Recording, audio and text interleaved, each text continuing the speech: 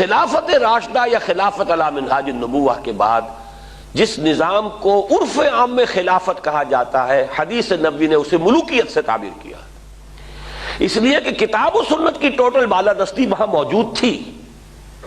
خلافت بنو امیہ میں بھی تھی، خلافت بنو عباس میں بھی تھی، خلافت عثمانیہ میں بھی رہی ہے، لیکن یہ ہے کہ وہ نظام جو ہے دولت کی تقسیم کا نظام بدل گیا، اور یہ در حقیقت ملوکیت یوں سمجھیے کہ دور بنو امیہ جو ہے 90 برس ہیں اس کے، یہ ٹرانزیشن کا ایک پیریڈ ہے، عبوری دور ہے۔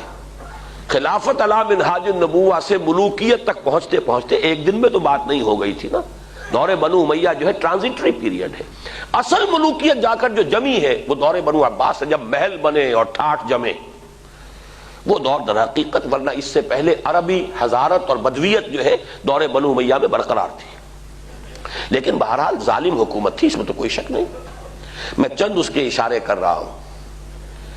جو کچھ ہوا حسین ابن علی رضی اللہ تعالی عنہما کے ساتھ کربلا میں، اور یہ تو چونکہ ان کا ذکر جو ہے بہت زیادہ ہوتا ہے، ہر سال جو ہے خاص اہتمام سے ہوتا ہے، اس لیے بچہ بچہ واقف ہے۔ وہی کچھ ہوا حضرت عبداللہ ابن زبیر کے ساتھ مکہ مکرمہ میں، عین مکہ مکرمہ میں ذبح کیے گئے ہیں، حرمت حرم مکی کو بٹا لگا ہے۔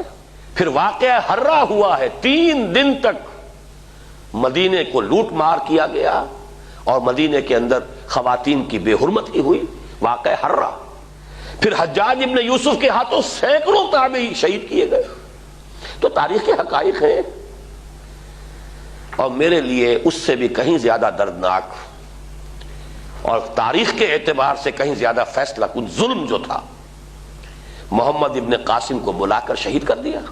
وہ نوجوان، ٹین ایجر نوجوان جو آیا تھا، فاتح تھا، اور اتنا نیک، اتنا پارسا، ہندوؤں نے اپنے ذہن کے مطابق اسے اوتار کا درجہ دیا۔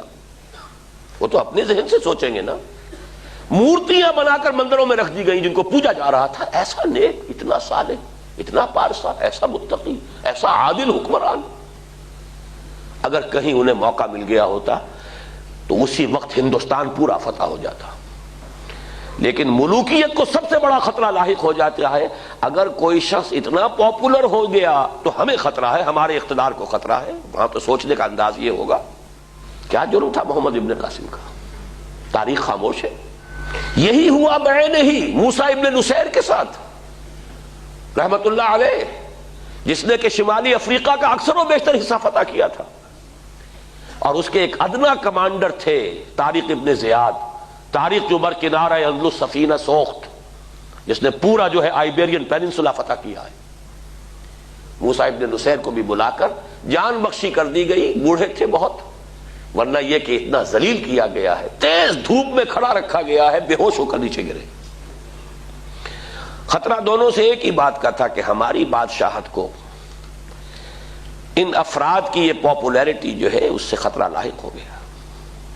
یہ ہے وہ، ابھی تو یہ دور میں ابھی بنو امیہ کی بات کر رہا ہوں ساری، پھر جو بھی ٹھاٹھ جمے ہیں اور جو عیش ہوئے ہیں، اور کوہ قاف کا سارا نسوانی حسن جو ہے جو بغداد کے محلوں میں آیا ہے، پھر رقص و سرود جو بھی ہوا ہے، سب کچھ سب کو معلوم ہے۔